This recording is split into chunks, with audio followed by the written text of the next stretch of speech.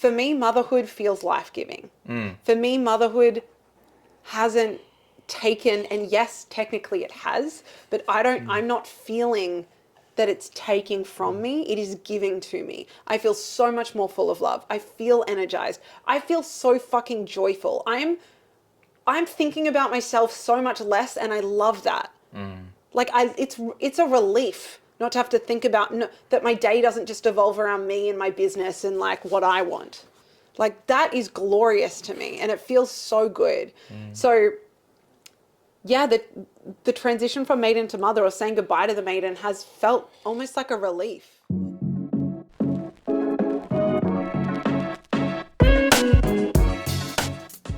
Yo, yo, yo, lovers. Welcome to Sex, Love, and Everything in Between. We're the O'Neills. You're here with Meg and Jacob. And this is the place we have really uncensored conversations about sex, intimacy, and relationships. We're super excited you're here. Enjoy this episode. Hey, lovers. Hello. Hello, Oshie. Hello, little Oshie. Little Oshie's this is our second podcast for the day, and he's just woken up. You're awake, mate. You're going to want some booby soon. What are you doing, little man? How are you, my love? I'm great. Yeah? We are here to talk postpartum. Yep. You guys have sent in all the questions. Mm-hmm. Yeah, we're going to be answering them. But all in all, postpartum, pretty nourishing. So deeply nourishing. Yeah. I've had I'm 7.5 weeks postpartum. Yep. I have felt deeply nourished. This has been this has been a very, very easeful in terms of what I was preparing. Like I had no fear around birth, but motherhood, I was thinking we wouldn't be getting any sleep. I honestly thought we would feel really disconnected through this time. Mm-hmm. Yeah, I just thought it was going to be really fucking hard. Mm-hmm. And it's not that there hasn't been hard moments, and our life has completely changed. Mm-hmm. But I'm so fucking in love with it. And I don't feel depleted. I feel like having a baby has added and nourished me in my life. And this episode, we're going to be talking about how, again, that wasn't just luck, or that didn't accidentally happen, that we really curated. Like I felt that way because of you and our relationship and the way you've supported me postpartum. I felt that way because of how our community has showed up for us. We're almost 8 weeks postpartum. I'm almost 8 weeks postpartum. We still have food in our freezer. You've cooked meat for yourself. You haven't. I haven't cooked you a meal yet. No. I've cooked myself a meal because I didn't want another bowl of slow cooked food. I wanted steak or sausages. I wanted something like fresh. I'm living off slow cooked meat and rice, and I am all about it, and it's so good. But yeah, for 8 weeks or 7.5 weeks, I haven't cooked anything. You haven't cooked anything, and I haven't cooked anything for you. I've heated things up a few times because I want to feel normal. So I'm like, Jake, even this morning you're like, I'll heat your breakfast up. And I was like, no, I just want to go into the kitchen and I want to do it myself. But yeah, and again, I think this is actually something that I've had a lot of people in our life reflect back to me during this time. Like, wow, you look, and maybe this is what people just say to a new mother, you look so radiant. But no, I've had people genuinely say, oh, wow, you feel and just seem really nourished. And again, I said this on the last episode, that so much, I think our culture teaches parents to be that the only preparation they should really be doing is like preparing the nursery and like painting the wall and making everything look pretty and getting all the things. And it's like, no, like, do you have a fucking meal train? Who's going to be supporting you? What structures do you need around your family? Who do you need around your family that's going to bring a sense of ease to this journey? Not so it looks aesthetically beautiful, but like if you're into that, perfect. But like what we care for more is we're not really huge on aesthetics. No. We're huge on how does it fucking feel? I want to feel nourished. And so, yeah, we were really, really fucking intentional about that. Yeah, and once again, it's the prep work, like all of the Yeah. ways, it's all the values that we hold and how we move through the other areas of our life that have developed this kind of experience for us as well. You know, the community piece, the trusting the birth keeper journey that we went on, and then also just like our ability to receive, which is a whole other piece, rather than feeling like we have to do it all ourselves. That's really big. Remember when Ant was over here recently and he was like, wow, you've had so many people giving to you, and I think he said, you guys are really good at receiving. And I was like, yeah, I am. Me not so much. But that is like, I graciously have received all of this. And when people have come over and be like, I want to rub your feet, I want to massage you, I'm like, yes, come over to my house and cook all day for me. Come over to my house and ask me what you want me to do, and I will like, you know. And I think that's probably a huge piece that come up. Maybe you're a woman listening to this and we've had a few questions about like, oh my gosh, how did you get your community to support you in a way? I think another piece to that is, what would it feel like if people showed up for you in that way? Would it actually be uncomfortable? There's got to be an openness to receiving that as well. Yes. And I also want to honor that we've given deeply to our community. Like we have continually given to our community in a way that is now like nothing goes one way. There's reciprocity here. You know, we've always been extremely giving, like always, with our space, with our food, with our time, with our energy. We've never once, I've never once felt as though we've like, I don't feel scarcity when it comes to community. No. Yeah, that is very true. And that's a cornerstone for us. Is like, if you come to our house, you eat with us. If you come to our house and and it's late, you need stay. A place to stay. Yeah, you want a towel? There's towels in the cupboard. You need, you know, there's always going to be a place at the table when people come to our home, and that's a value of mine, a value of yours, and our family value, and one of our family values, and that then gives us the opportunity to then receive from community, and we get the choice whether or not we say yes to it or we push people away. But oh no, we're fine. And that's like you said, just see where you might be feeling uncomfortable about receiving, and that might be the thing that's stopping you, not the fact that you don't have community. Yeah. Okay, let's dive into these questions. Or do you want to speak into what postpartum's been like for you? Are you postpartum, or am I just? I don't even know how long. How long does postpartum go for? Well, some people would say postpartum is you're into the rest of your life. For the rest of the life. Yeah. I don't love the word postpartum. What would you say? How is fatherhood for you? Yeah. How is the early days of fatherhood for you? Great. How is your yoni? I want to talk more about how I don't like the word feeling? postpartum. My yoni is open, like energetic. My energetic yoni. No, like the first month was like towards the end of the first month, it was hectic for me. Like I was feeling at capacity by the end of the first month of like, I wanted to get back into work, and I wanted to like kind of like re-engage with life in that way, and you needed me, and I had to kind of really start to the transition. There was probably the only wobbly bit. The first couple of weeks I was like, yeah, cool, I can get you water bottle, yeah, I can feed you, yeah, I can do this, I can do that. And towards the end I was like, don't want to have to fill your water bottle up. And like I was holding your water bottle for you to drink out. I was like, I think you can hold the water bottle now. And I was like, you would be like, you would embrace it. I'm sorry. I'm like the toxic end of receivership. You're like, yes.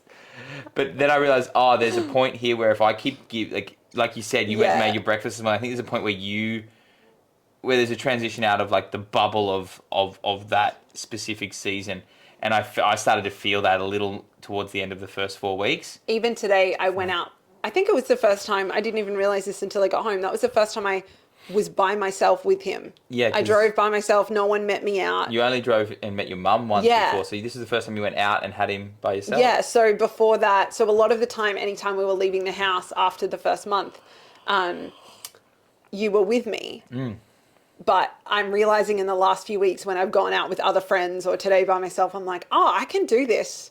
Like, because there is a point, especially those first few weeks when my body was recovering, I couldn't really do a lot. And also I didn't want to do a lot because I really wanted to heal, and I really wanted to honor. I really love I think it's in Chinese medicine or the Chinese culture, they're very much about like the first 40 days and, you know, honoring postpartum. And they talk about the first 40 days after birth determines the next 40 years of a woman's life. And so how she's nourished, in China, they practice like traditionally like containment, like a woman not leaving her house, like usually her mother or grandmother coming and feeding her and nourishing her and all of these things. So yeah, I was consciously wanting to not overextend myself. But yeah, there did come a point where it's like, okay, now what does life look like?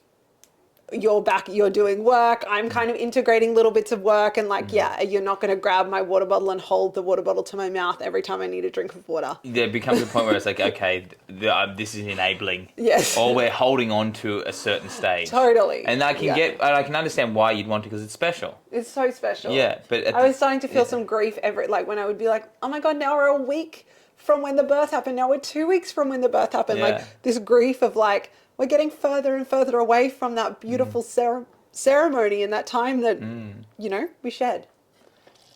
And that's different for me because I'm like, we're getting closer and closer till he like wants to hang out with me.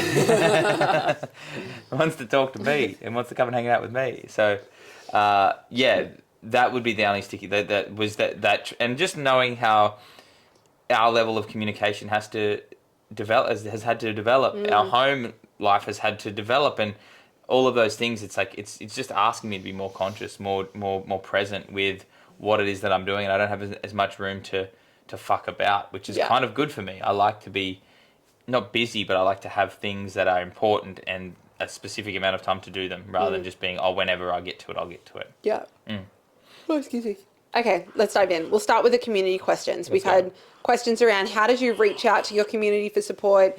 Did your community just show up, or did you tell them beforehand what you wanted?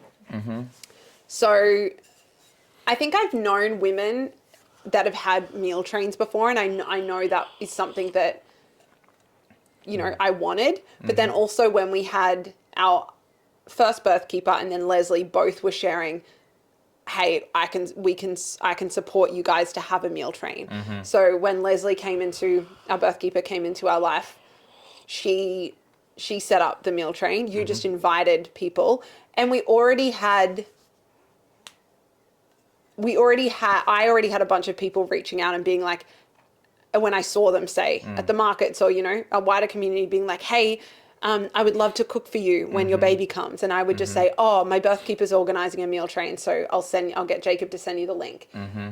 So we're blessed to find ourselves in a community where people were already wanting to give in that way and already had that awareness. Yes. But also we did reach out. I think you sent the meal train to people that might not have specifically said, hey, but you just said, hey, this is one of the ways that you can support us. Yeah, I was like, hey, if you want to support us, this is how you do it. Like, what are they going to say? No or not answer? Unfriend. And people want to, you've got to give people the opportunity to say yes to it. Like, if they don't know that you've got that there, then if they don't know that you're open to it, how can they give to you? Like, you've got to be willing to put yourself out there. And people, and not all people, but I know when I've had people around me give birth, I want to support and I want to be directed in how to support them. Yes. And so we knew people wanted to love on us and support us. And so Leslie created the meal train to make it very easy for people to support us. And so the meal train, she wrote up a whole thing, and it was like, they chose a day and a time to drop off the meal. We had an esky out the front. It just said, you know, just leave it in the esky and go. Meg and Jacob aren't having visitors right now. And then people that weren't even on the meal train would just drop things off, or weeks later be like, hey, I want to cook for you. Can I come drop something off? And definitely. And it's so nice. Like, what I found was like our community, whether they had children or not, were really, really giving. And then what I noticed was people in our, other people that were close to us, but not necessarily we've been friends with for years. These people who have had children, they were like, I'm dropping a meal around. Like Nick or Amber and Ryan, and the way that Amber dropped 3 meals around, came and massaged my feet. And I know now that I've had a child. Like, I've cooked for women before. I've sent women meal vouchers and things like that. Like, I know that's a thing to do. But now I am a mother. It's like, I'm like, oh wow, like how I'm excited for the women, especially the women that are close to me, to give birth, because I'm really aware of how to show up even more. And even my really beautiful friend and close friend, Ray, she has 2 sons.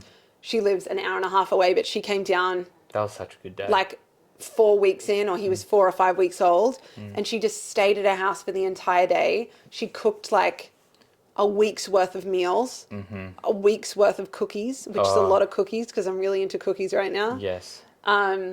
She massaged, she did a foot bath for both of us. She massaged me.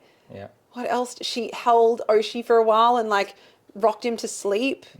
Like just absolutely glorious. That was great. And then cooked us dinner. We had steak and potatoes. And sat down for oh my gosh, it was fucking phenomenal. Shout out Ray if you're listening. Yeah. We love you, Ray. So yeah, it was a combination of directing people and guiding people on this is the best way to support us. And then also just graciously saying yes when people would reach out even, a month after giving birth and be like, hey, I want to drop food over. Just continuing to say yes and allow ourselves to be supported. And the question that I asked myself was like, if someone asked me to cook them a meal, what would I say? It'd be a no-brainer. Like, yeah, of course. I already know another guy, he and his partner are due soon, and I caught up with those guys when I went out to Numbaba. His name's Charlie and his partner. And I was like, I know they're probably going to give birth in the next 2 or 3 weeks. So I was like, I could easily make them a meal. Like, it's now, I'm now seeing how giving and receiving and feeding the community with generosity is such an important piece. It always comes back.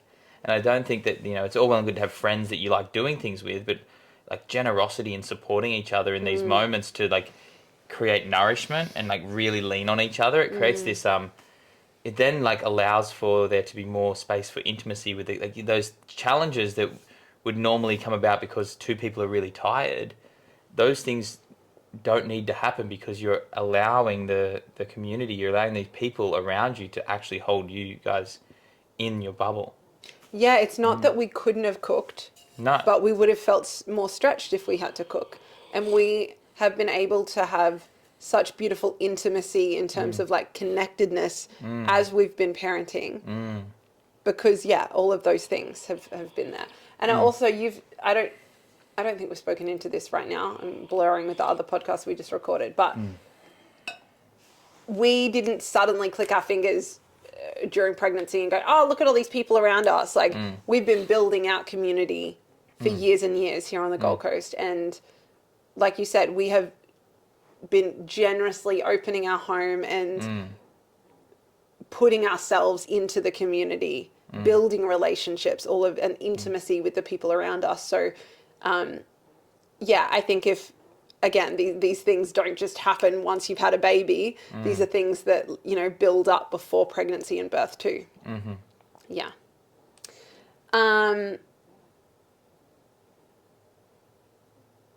Someone said it sounds like you had an on-call, I think that's how you pronounce it, on-call birth when the baby was born in the sack. And she said it has very special meanings. So yeah, I think, I don't know if he came out in the sack, but he was definitely in the sack until right at the very last minute. I looked it up and it means it's like called a veiled birth. So he's a shaman. He's he's going to be a shaman. Yes. Tell us about your pelvic floor care routine. It's 24 hours old because I just went to the pelvic floor physio yesterday. Mine is wonderful. And I've got to do some more pelvic floor stuff and before I can go back to Pilates. How is the process of saying goodbye to the maiden? I thought I would feel a lot of grief becoming a mother. I thought my postpartum would be, I thought grief would be a very present feeling that I would be having right now. And it hasn't. There was one day where I was sitting exactly here, but nestled up here, remember, and I cried and cried and cried. I think he was probably a week old, and it was the first time I'd felt like really big grief and really big emotion. And it was one of those days where he was just on me all day. And I just handed him over to you and I just took a walk in the backyard. And I remember feeling grief then of like, oh my gosh, my body isn't mine anymore. And oh my gosh, this is all consuming. And I was grieving my relationship with Django. And I was out walking the garden just looking at Django. Django was following me and I was like, oh my God, I can't cuddle you on the couch anymore. And I thought that was going to be a daily feeling of like, oh my gosh, look what I've had to give up, and I'm not free anymore, and I'm not this anymore. But I wrote an Instagram post on this. Like, for me,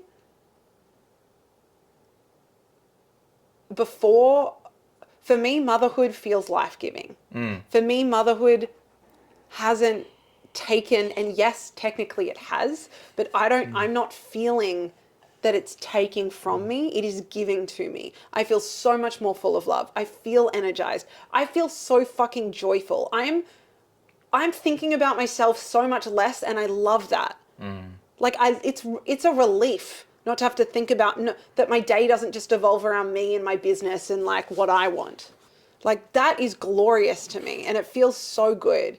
So yeah, the transition from maiden to mother, or saying goodbye to the maiden, has felt almost like a relief. And maybe, I'm sure once, not sure, but potentially, I know I'm very early in my motherhood journey. So I'm sure there's going to be layers of grief that unfold. But I think that's something also I was very aware of. And I reckoned with, we knew we wanted a child for years and years and years. And I remember probably even 3 years ago, when I thought of becoming a mother, it always filled me with terror. Not about giving birth, not about giving birth. It was, I'm terrified of what becoming a mother is going to take from me. Yeah. I'm terrified that I'm not going to have any freedom. I'm terrified I'm going to wake up and not be able to do whatever I want on that day. I'm terrified that I'm not going to be able to be in my business. And then and again, that's the maiden. It's like, oh my gosh, I'm not going to be able to free and roam around and just frolic whenever I want to, wherever I want to.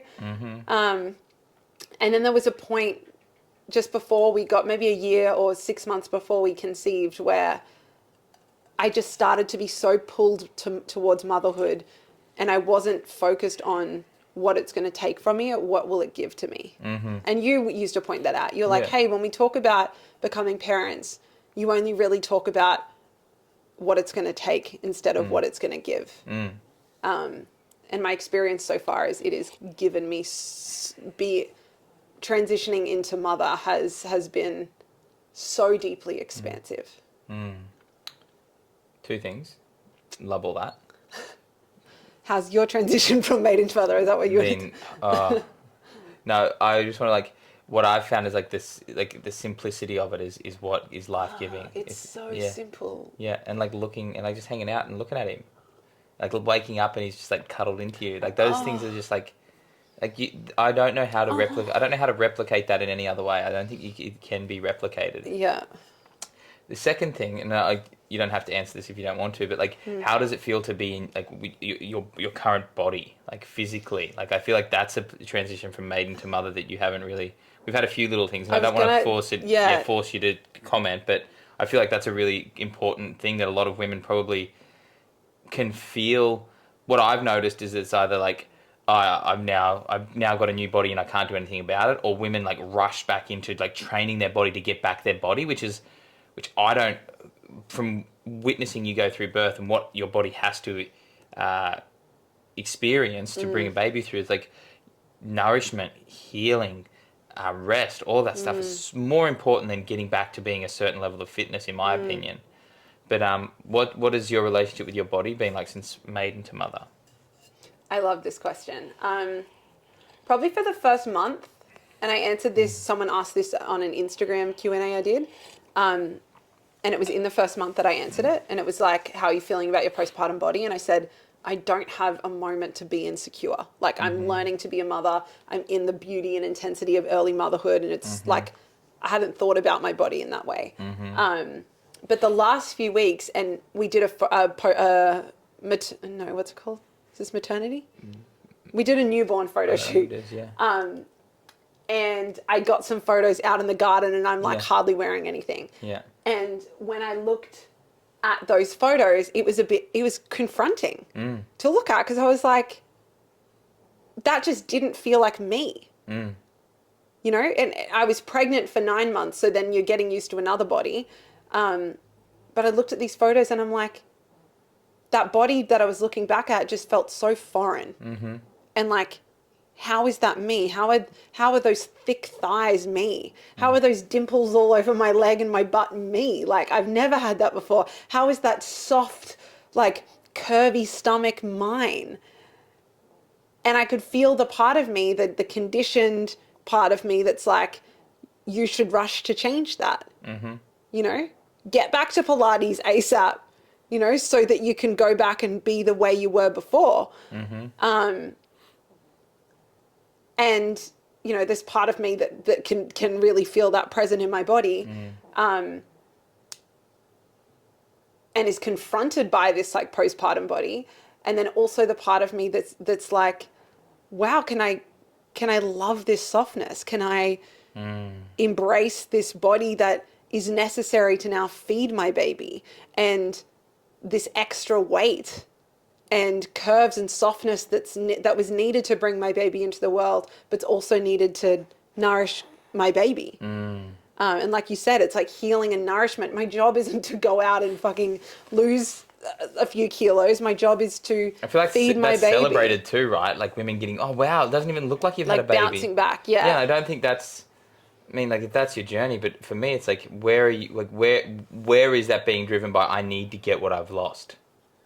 Totally. Yes, that's, I didn't think of the maiden to mother being like a physical, like yes, a physical transition, but also the body we now find ourselves in as mothers. And that's where women are obviously like, their perceived value is, you know, how they look. Yes. And that could be a really rough, if you do not experience the rite of passage and actually go through it and feel it, and like you try to rush back to get that body so people don't only associate you as mother anymore, like that can be you just trying to get what you've lost.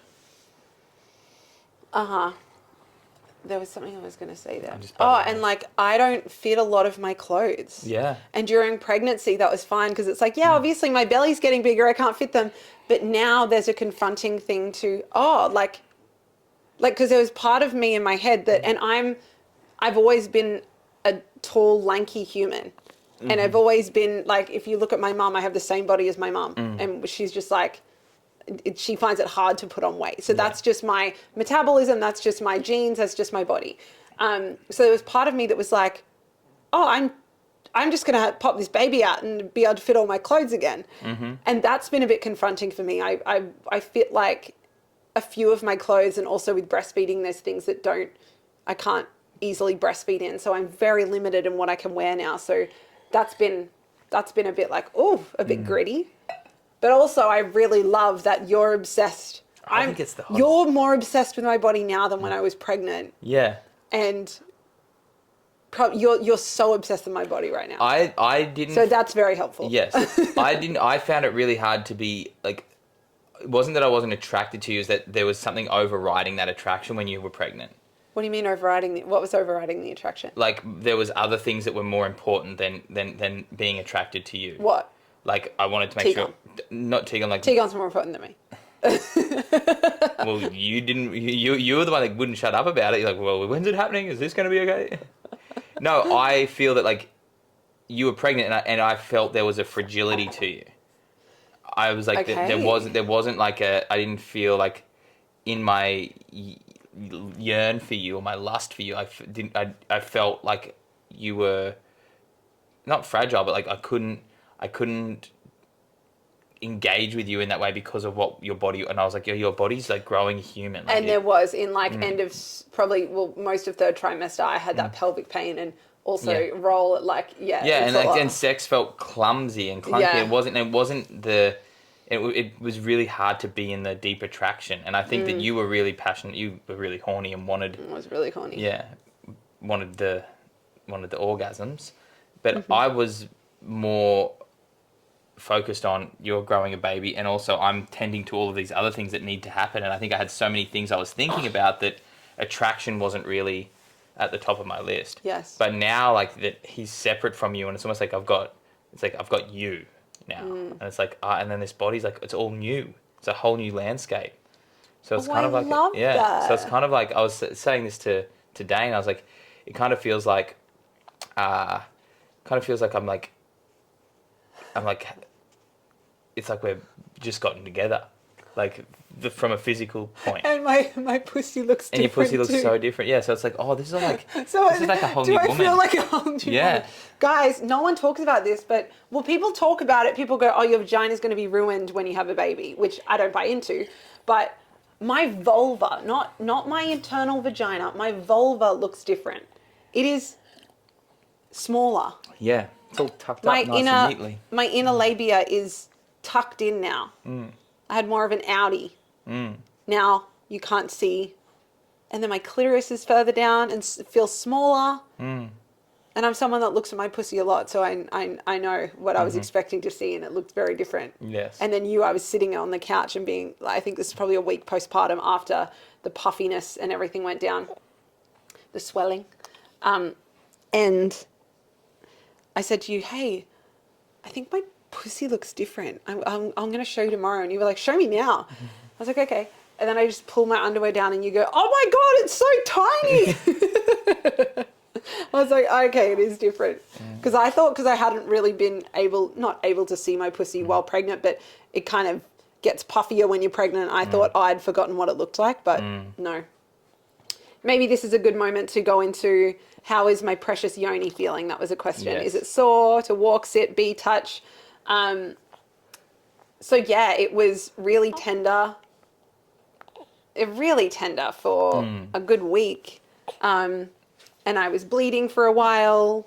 You know, anyone that's had a baby knows you got to wear nappies. And yeah, it's the healing, postpartum healing is legit. It's a whole thing that I don't probably think you hear about or know about until you're in it. And that's also why rest was so important. I didn't journey. My only journey for the first few days was like from our bed to our bathroom, which is only a few meters. And then when you'd wash the sheets, I'd come out here, but it would take me a long time to get out to my nursing chair. So yeah, it was really tender because I didn't have anyone checking me. I didn't know if I'd torn or anything, but I kind of knew that I didn't because it didn't sting or hurt.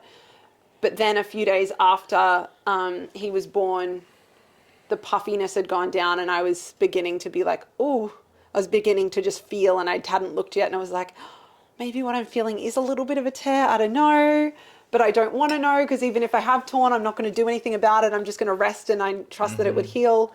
And then after a day of that, I was just like, hey, Jacob, can you look at my pussy? And then you looked and you were like, oh, it's the tiniest. I had a little graze down the bottom near my perineum and then inside my vagina. Just little grazes, and they stung, and I just put Manuka honey on them. I put Manuka honey on them. You put Manuka honey on them, and then I was putting it on after my showers. So, and now pussy is smaller,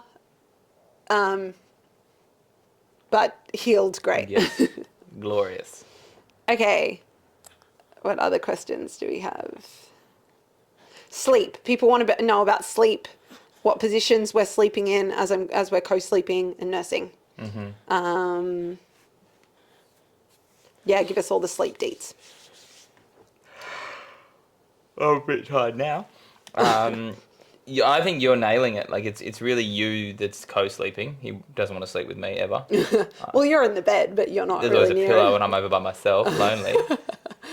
But you're sleeping on your side. He's nestled in. Yeah. Sucking on your boob. Suckling on your boob, and we wedge your pillow up against your back so you've got that support. So I'm in side lying position. So we co-sleep and have from day one. Even like I was thinking about this the other day, he was born at 10 at night, 10:23, and then we probably went to bed at 3 a.m. And we just like popped him in the bed, Leslie left, and we were just like both staring at him. And it's just crazy that this thing's born and then you're like, okay, let's go to sleep. All right, time for bed. Who's that? I remember being not terrified, but I remember like, you fell asleep that night or that morning, and I was just watching him because I was like, I just want to watch that he's breathing, and I didn't sleep, I don't think, for those first few hours. But yeah, from day one, just side lying position with my bottom nipple in his mouth. And then I just fall asleep. And we have a red light in our room, and we just put it on a really low setting, and we just keep the red light on all night. And then I just roll over onto the other side and switch sides. So I'm up for a maximum of maybe 10 minutes in the night, like awake. And maybe it's a few minutes split over a few wake ups. But we have not had one night where we have been up for hours. I don't think he's even cried in the night unless we've changed his nappy. Just changing nappies, yeah. He just kind of, and when he's hungry, I'll be asleep, but I can feel him nuzzling on my breast, and I just wake up a little, put his mouth on my nipple, and then go back to sleep. So sleeping has been, like, I am just 1,000% advocate for co-sleeping. Yeah, so good. Yeah, and it's just, and then you wake up and they're there and it's fun. And he's there and we just sleep in and we not like, it's the best. So yeah, I was expecting sleeping to be a big challenge, and I thought, and I think my suggestion for anyone, and again, you know, I've been doing this for 7 weeks, so who knows, but we've been getting great sleep because we don't get up in the night. We don't turn a light on. I get up to go to the toilet sometimes, but I'm not getting up. I'm not sitting up to feed. I'm just literally putting my nipple in his mouth. So when I'm not activating myself during the night and coming kind of out of a full sleep cycle, I think. And that's mean we feel really rested. Yeah, and I think like there's been a few nights where like I've had a few nights of light sleep. Like I've been getting the hours, but I've been having light sleep. So but on an average over the last 7 weeks, I feel like we've been getting more than enough sleep and like been really like intentional with like, okay, cool, like let's make sure that the room's set up so we can get that kind of sleep, and that now we're finding an even better, like even more of a routine around our afternoons where like he has a feed and then give him a little bath and then like get him sort of relaxed and then another little feed and then to bed, and it's like, oh, this is super, like there's a rhythm here. We're finding a rhythm rather than a routine. There's a rhythm here. And we're just honouring the rhythm that serves him the most and it serves us. And it's, I think if you're listening to the pulse, it's much easier than trying to force it to be something. Yeah, we knew coming into, I knew we wanted to co-sleep. I started following 1 or 2 co-sleeping accounts in my pregnancy just to know like how to do it safely. Yeah. But also, even if I didn't follow that, you know, like instinctually, I knew to get into that position. Yeah. I knew, like when I tell people we co-sleep, I've had multiple people say, aren't you scared of rolling on your baby? No. Like instinctually, unless again, if you drink, and that's a big thing with co-sleeping, if you're a drinker or you're doing anything to shift your consciousness, of course. But if you're a conscious human being that's going to sleep, instinctually, you know. Yeah. Right? I wake up and I haven't moved and my baby's there. And I know this from when we got Django and he started sleeping in between my legs. I would wake up and like not have moved a muscle. Thank you, Django, for being for prepping us. Yeah, good. Oh, he's not allowed in the bed anymore though. No, he's still in the room. And then he just contact naps most of the day. Yeah. So do we have a carrier that I've got on right now and he just sleeps in this. When we ever try and put him down, he doesn't like that. So he likes the Adipop. Okay, done with sleep? No, I would like more sleep right now, please. What other questions we got? Did you have baby blues? What's that?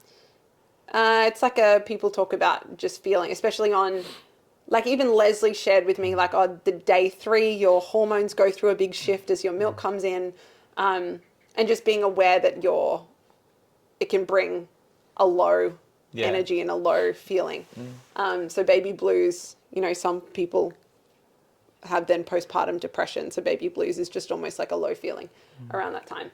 I don't know whether I even like that term, to be honest. I kind of feel like you had emotions that were... Yeah, I agree. Yeah, I don't like the term baby blues, to be honest. I definitely felt not in the first week, I remember just feeling really... high and connected to, I wanted to FaceTime. I was FaceTiming all our family all the time and just feeling really, just so in love with him and just feeling really good. It was probably 7 days to maybe like 7 to 10 days around that time. And I felt we felt a bit disconnected for a few days. And that's always for me. If we feel disconnected, that ripples out into my entire being. And yeah, I just had some low, it would get to the afternoon and I would feel low.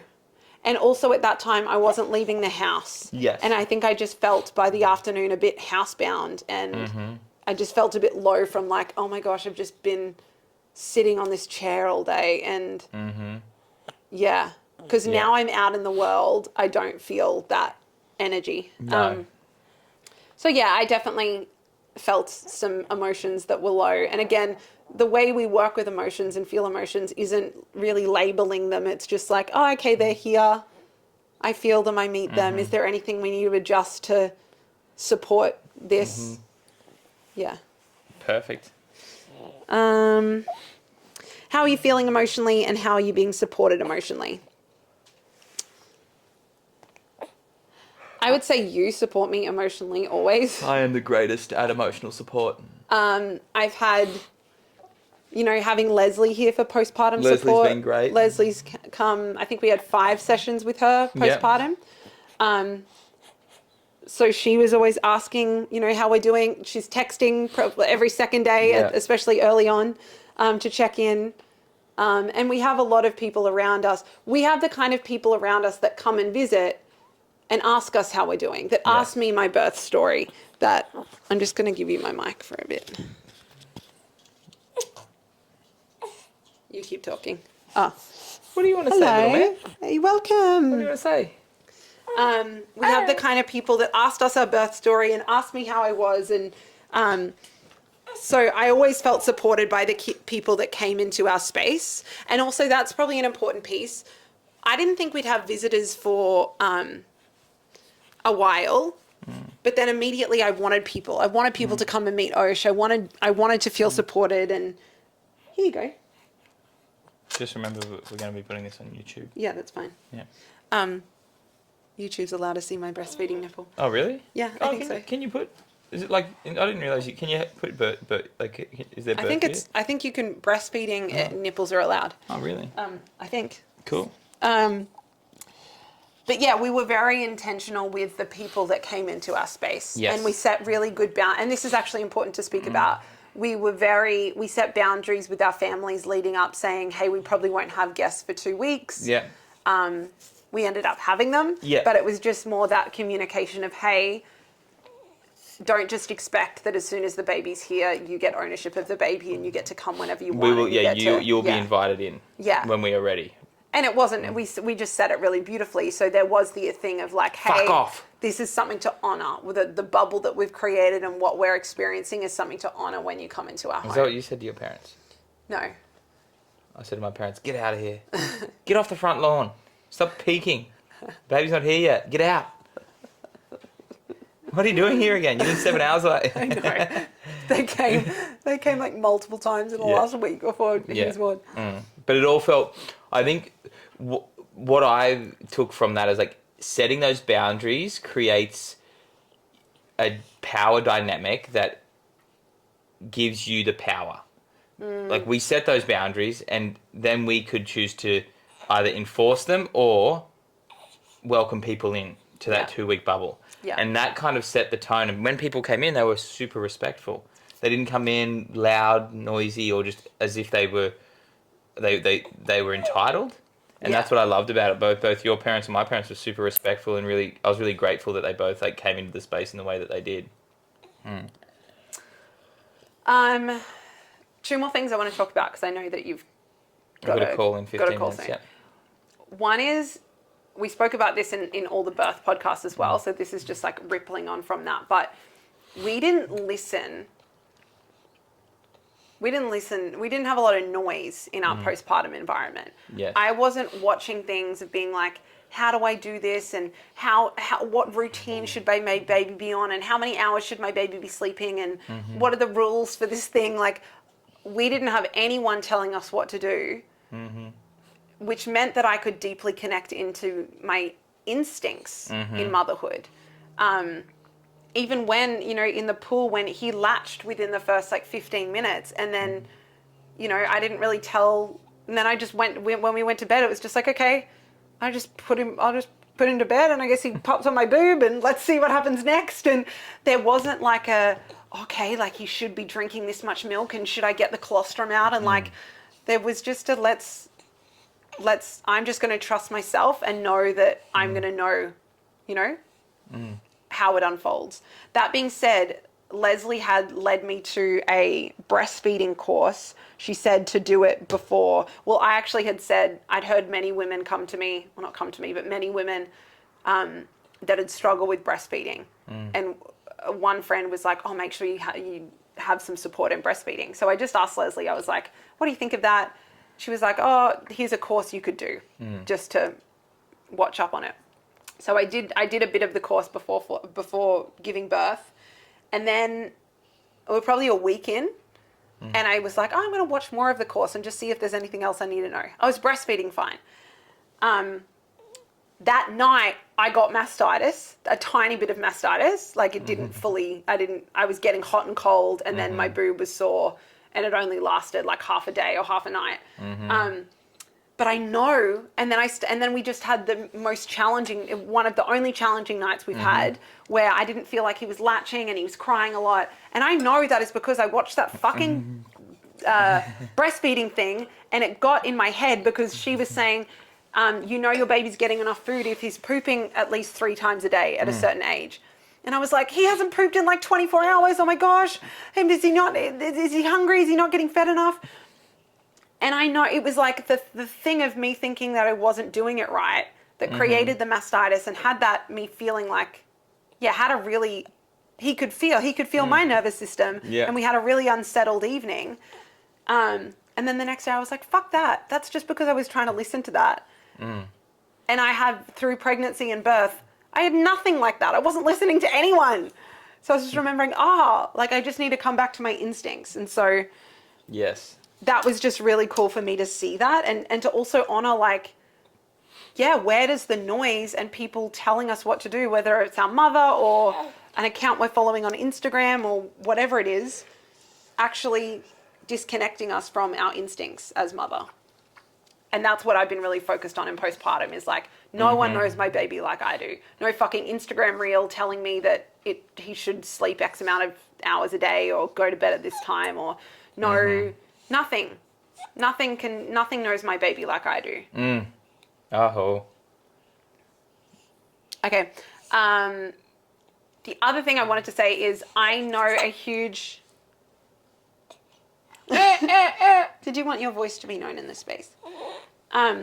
I know a huge part of why we've had such an easeful postpartum is because of the birth experience and because we had an undisturbed birth that honored the physiology of my body and the hormonal cascade of my body, which then allowed for his nervous system to be very settled.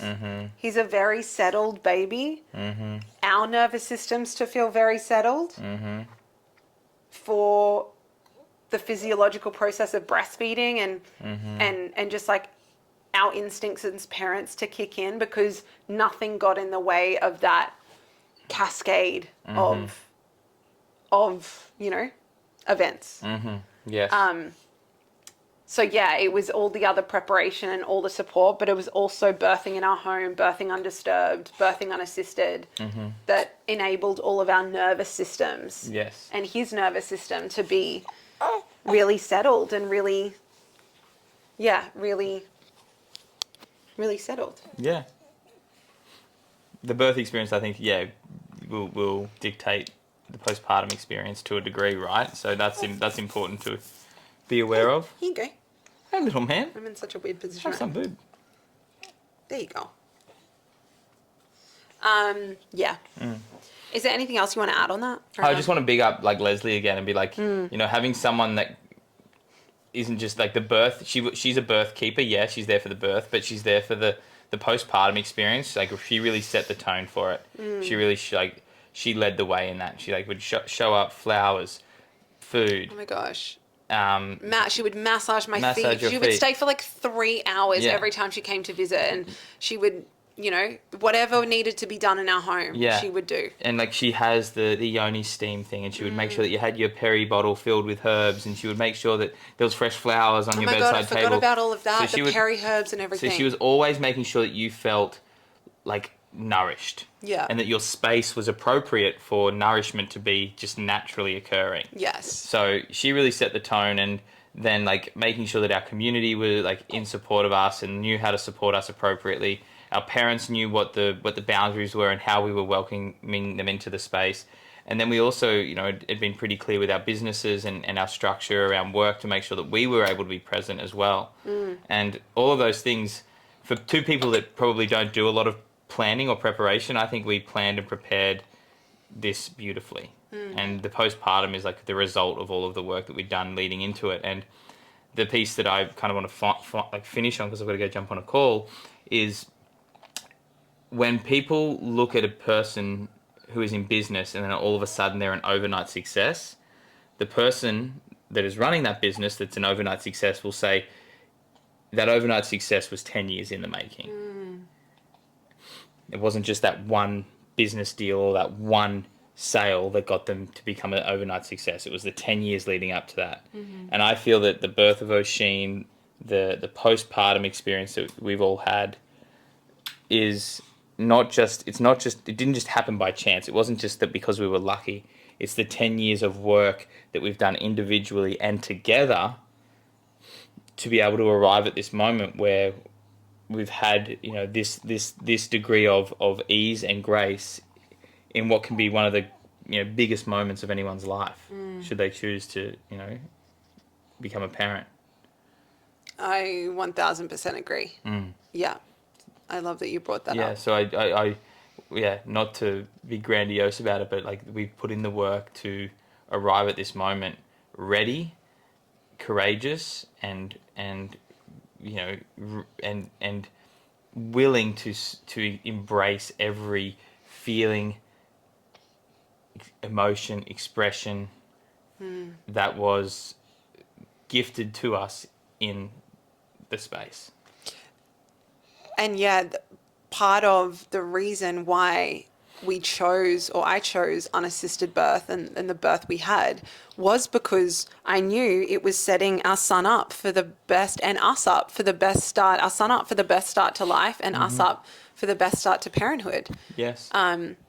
Knowing that his nervous system, like he wasn't coming into a space with bright lights or other hands weren't going to be on him or there wasn't going to be heaps of noise or someone wasn't going to grab him and take him away to measure him and do all these things. Like that he got to be on my chest in the water for an hour and no one moved me until I wanted to move, and that we got to be in our own bed, and that, yeah, all of those pieces, I think we compartmentalize. It's like, oh, the birth and then the postpartum and like the pregnancy. No, it all ripples into, like, of course, the way a baby enters the world determines or deeply, not determines, but deeply influences, you know, how settled their nervous system is and how they feed and how that, like, all of that. And, yeah, I just think, yeah, so that was, you know, a huge part of why there's been, an easefulness in this experience too, because of, you know, the choices we made about how the environment we were birthing in and how intentional we were in that.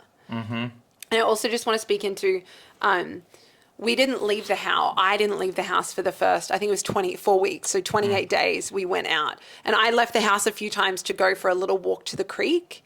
But that was something too, like I was really intentional. I'm not going to rush back into life. We had visitors, and we were having visitors like most days or every second day, and all visitors that we felt honored the space. Yes. And that was really life-giving for me to just like have people in our home supporting us. For a window of time too. They weren't here all day. No. Yeah. They'd just stay like an hour or two. And most of them were always like giving back to us in some way as well. Yes.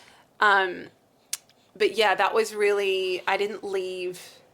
I just like settled into the bubble of the home, and I was so fucking ready to get out of the house when I did get out of the house. But I think that was, again, one of the reasons why I felt really nourished, because I wasn't like energetically, and he was settled because energetically he wasn't going out and being, you know, highly stimulated in the world. And then also me, you're cracked the fuck open after birth. So just like, yeah, being in the confines of the home, which got fucking boring sometimes, but you know, it was worth it. It was part of the discipline and the devotion to, you know, honouring the nervous system of this little guy and your, you know, the healing process for you as well. Totally. Right on. Okay. Postpartum episode done. Thank you for your questions. And yeah. We love this. This is now a birth podcast. No, we're still going to talk about anal and sex and all the dirty things that you guys love. And we need to talk about how to creatively have sex when you're a parent. Well, yeah. Because we've had sex once. We've done other things, but we've done a few other penetrative sex we had once. penetrative sex once already. Yeah, and I felt like a virgin. Yeah, we're back, baby. Okay. Big love, guys. We love you guys. Thank you. Bye. Peace.